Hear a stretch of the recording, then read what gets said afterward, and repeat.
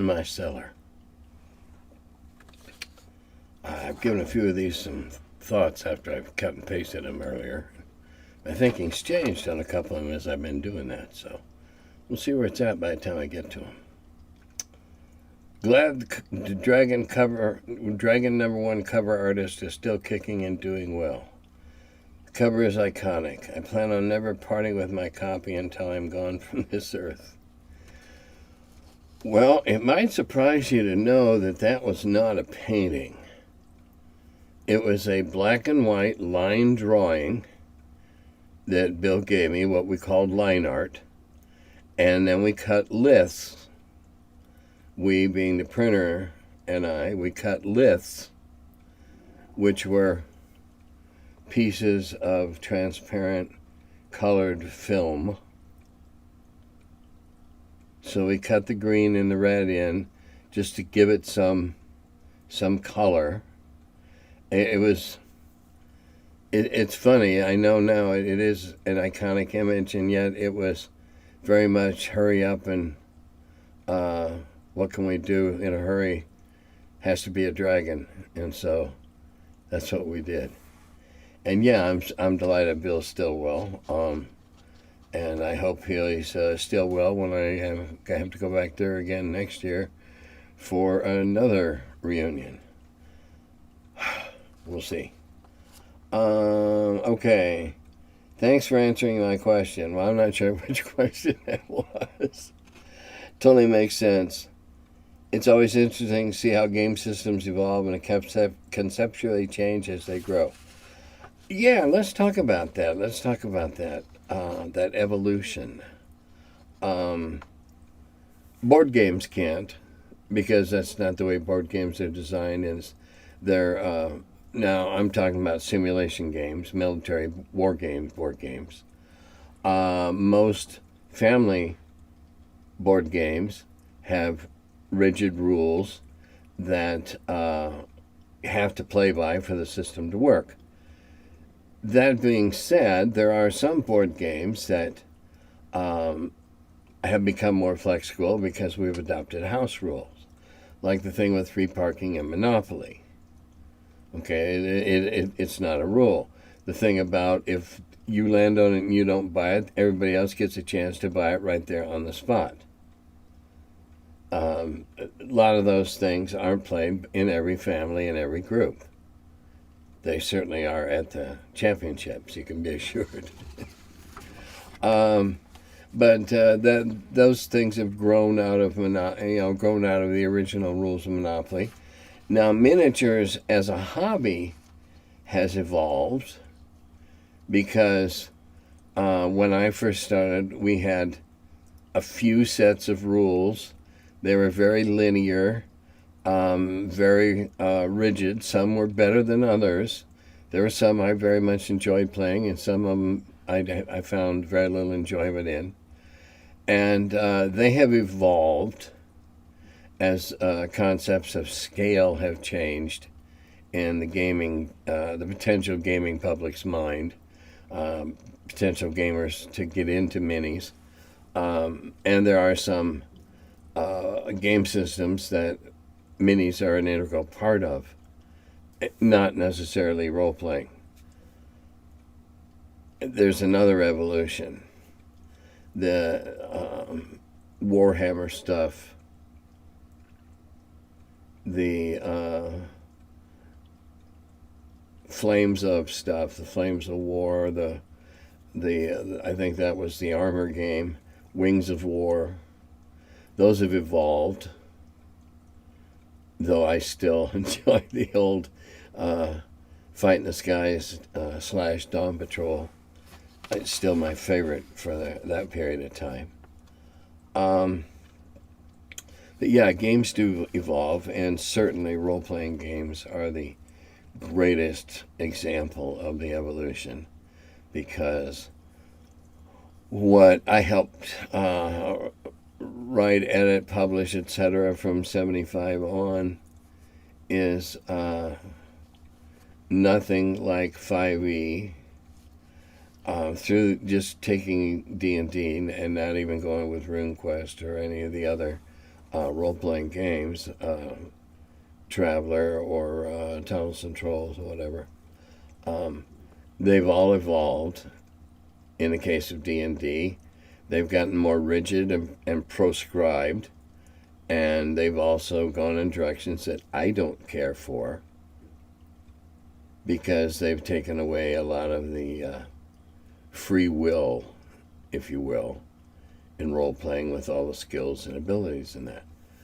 That said, if you're having fun and enjoy playing 5e for what it is, great. That's all we do with any game, is we play it for what it is. Whether it's an old cherished one that's, got a couple of flaws. Okay, that we do. We play it for what it is.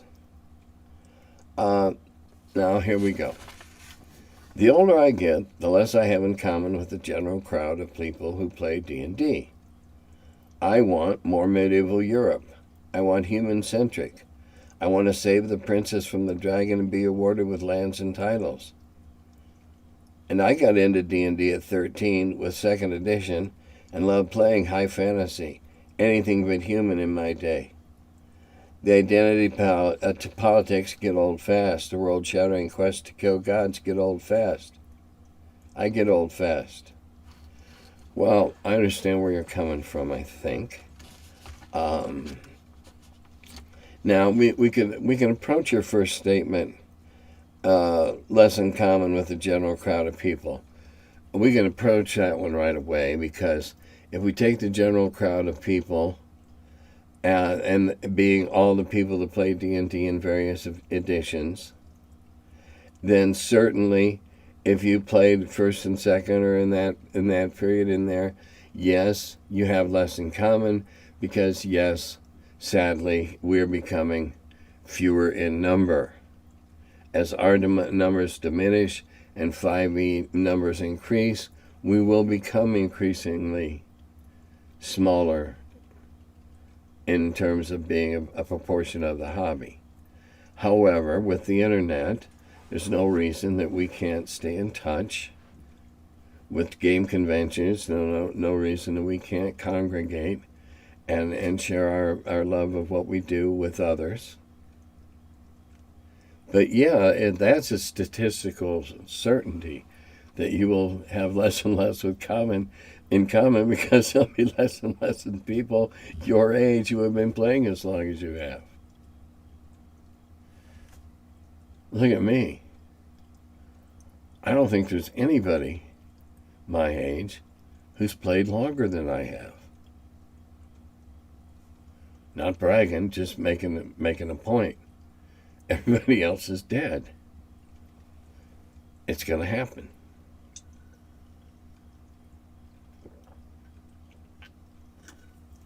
And on that morbid note, yes, I like high fantasy. I love it. That's what I cut my teeth on as a young man reading the pulps. I love it. And rescuing the princess and, fighting. Well, now fighting dragons, we got to have an understanding here. If you want high fantasy Middle Europe, then you better not plan on fighting anything bigger than a wyvern, which certainly could have been called a dragon by people back then. But if you want to play and fight dragons, which movie exemplars are you going to use? Which books? Because fighting dragons is exceedingly bad judgment. Because if they're true dragons, you're a snack. Anyway, yeah, we used to play that. We got up to a certain level. We carved out our own little duchy or dukedom or whatever you want to call it, our own little holdings. We built castles. We built keeps, then castles. We hired mercenaries. And we set ourselves up. And then, as players, we went back and started new guys and went all through it again. Well, We may be raided by small kittens before this night is over. I hear them clumping around down here. Okay, but Tim, monks do have skills even at low levels. They can move faster. They get backstabbed. They can stun you with their open hand attack. And when they advance in level, they can. Okay, I'll put it to rest. Okay, my question is, why? Why? If you're going to be a monk and become an adventurer, then okay, if it were in my world, I'd say fine, roll up your character. And now in about 2 years campaign time, that guy will be done with his monking stuff and he can come join us as a first level. And then he can do all that, move faster and backstab and all that kind of stuff. And backstabbing, is that really what a noble monk would do? An honorable person would do? Backstabbing? Oh. Hit from behind, okay, that's one thing. If that's what you're talking. Hit from behind. A kosh at the back of the skull. Fighters with high stats of strength, constitution, dexterity are the same as monks, but fighters are smart enough to wear armor and carry weapons. What I'm saying is having all three is rare, and a fighter with high dex can attack and dodge a monster with the finesse of a martial artist. With strength, the fighter could be a mighty striker, and constitution adds durability. Running around without armor has benefits, but reducing damage is never one. Well, yeah.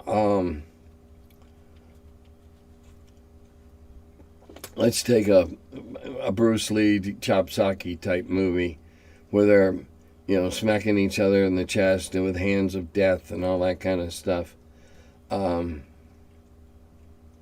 Okay, monks want to do that to each other, but come on. What good is a monk if you're out fighting a wyvern or something of equal size or durability, shall we say? What good are they? They stand around and go, hi-yi, and make threatening gestures with their hands? I'm just not into them, that's all. And they were Brian's thing, never one that I was into. All right, this next person goes on to say, I prefer the real bookshelf in the background. Well, thank you, but it's a mess. It's all a mess, and I would rather hide it and have fun with a green screen and put heroic stuff and all sorts of weird crap, and so you just never knew what in the hell Jim was going to do next. That's what I want to do.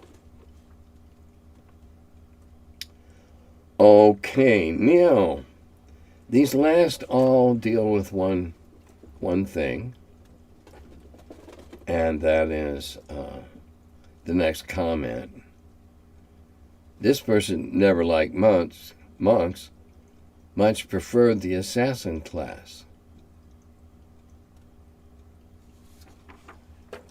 And then the next couple of comments, three of them were in response to this.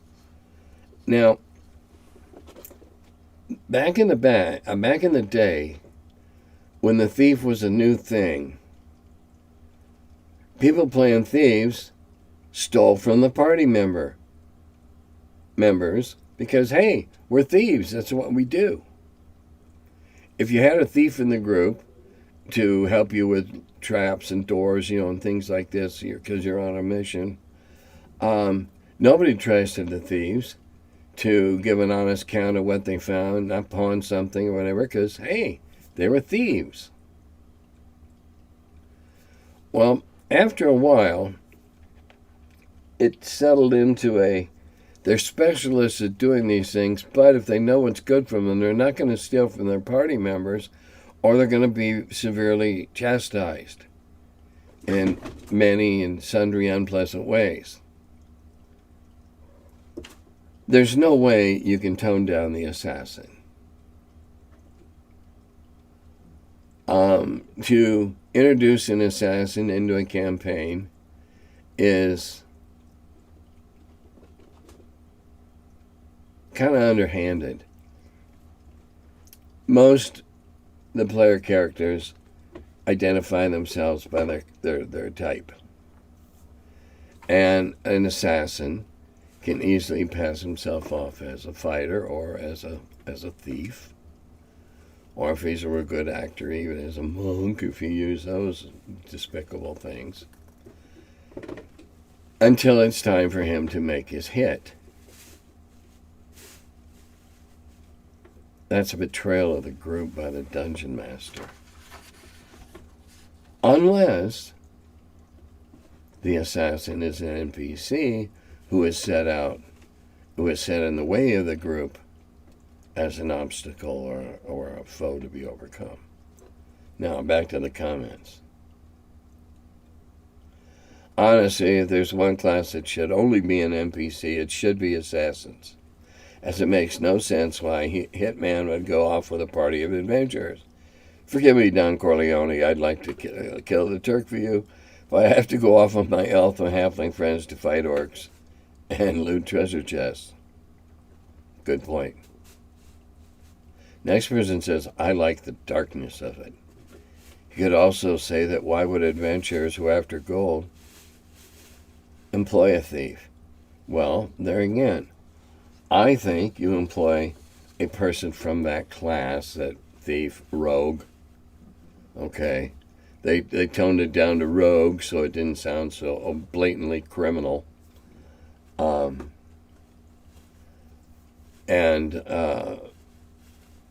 You would hire someone like that for their particular skill set, just as a lower level group of fighter types or fighters and clerics that didn't have a magician for whatever reason. He was laid up, he was absent somewhere else, he was being held prisoner, would go and hire an NPC magic user, though they're always very expensive and never quite as high a level as you want.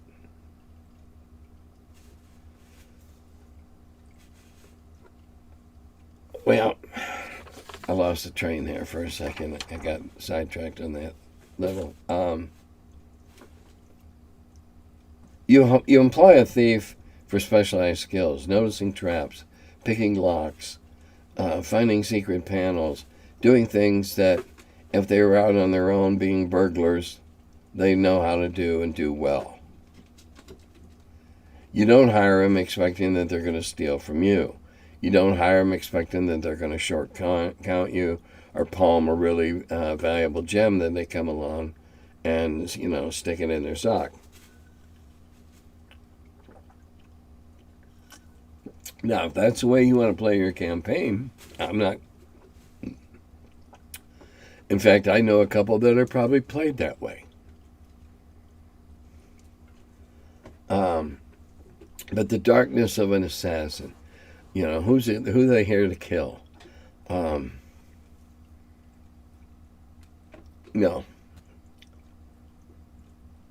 All right, this last comment. Look at the real world. If a group of criminals is about to break into a bank vault, they're going to need someone to open it if the others don't have the skills of doing the job. Same thing applies in the world of fantasy, where treasures will be guarded by things such as locked treasure chests, booby traps, or a pair of gemstones placed in the eyes of a large idol that's too hard to climb. And maybe most importantly, the thief is a classic staple of fantasy literature, and playing one harkens to the likes of the Grey Mouser, Bilbo Baggins, and even Conan in his younger years. Okay. Now, I find it a really interesting, and I don't mean in any offensive manner, but you chose as your three examples the Mouser, Bilbo, and Conan.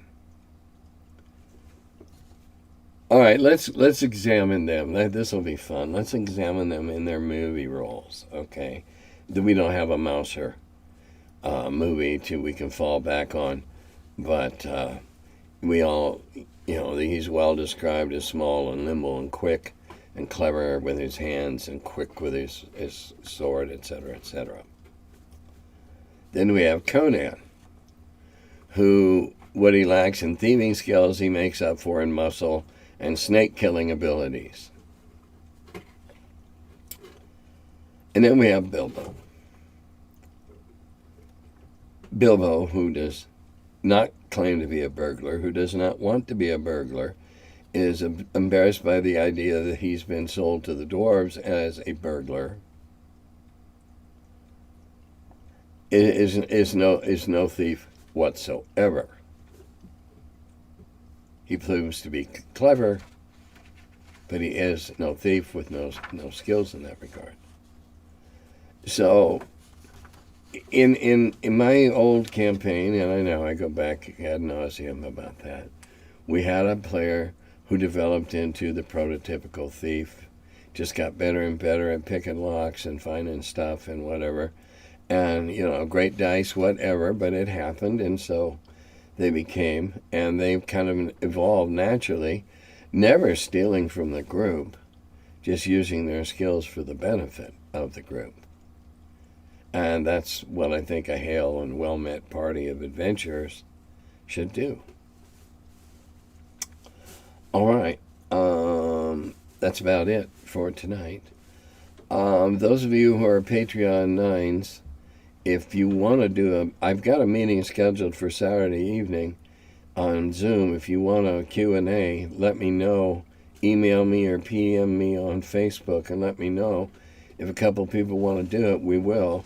Last time I did it, nobody showed, and that's okay. And again, I say that if Saturday night's not good for you, if you want to do a weeknight, just, give me some feedback and let me know, and I'll accommodate you guys, because I appreciate everything you Patreon subscribers do for me. And there's one other thing that I'm going to have in the back of the this tape, back in the credits and whatever, is the Kickstarter link to go look at D20 Delving. It's getting there. It's getting close. If a few more of you would kick in, we could fund it, and NPR would actually have something to do an article about a real thing, because they are interested in the concept of what it enables people with disabilities to be able to do, to play and be part of this game. Besides which, it's a neat game. It'll play differently again and again and again and again and again. It's a neat game. It is not just something special for people who have special needs. It's a great game that has the added that it has these great recordings available for everybody to enjoy. I hope. I haven't done them all, so I'm hoping you'll enjoy them. I'm looking forward to doing them, just because it's a new medium in gaming, is to having oral game moments, game components. I like it just for that idea, for the difference it is. Scan the little QR thing, and everything is read to you as it happens by yours truly. Think how much fun I'm going to have doing that. And on that note, I'll say Dodata Govi.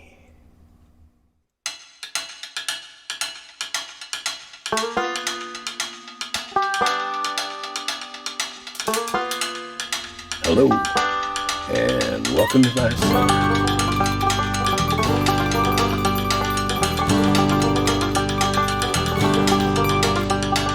He's the curmudgeon who wrote about the dungeons. Now he's the feller, live from the cellar.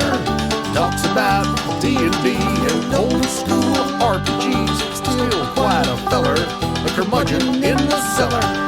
Last man around when them rates went down. Calling Gary in that Lake Geneva town. Hey Gary, it's an awful mess. Let me edit, we'll have success. D&D and Dragon Magazine. He's the curmudgeon who wrote about the dungeons. Now he's the feller, live from the cellar. Talks about D&D and old school RPGs, but he's still quite the feller, the curmudgeon in the cellar.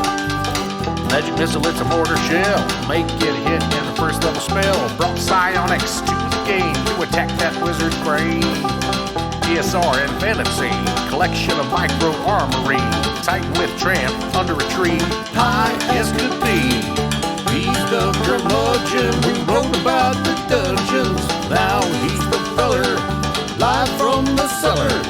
Talks about D&D and old school RPGs, but he's still quite the feller, the curmudgeon in the cellar. Still quite the feller, the curmudgeon in the cellar. Curmudgeon.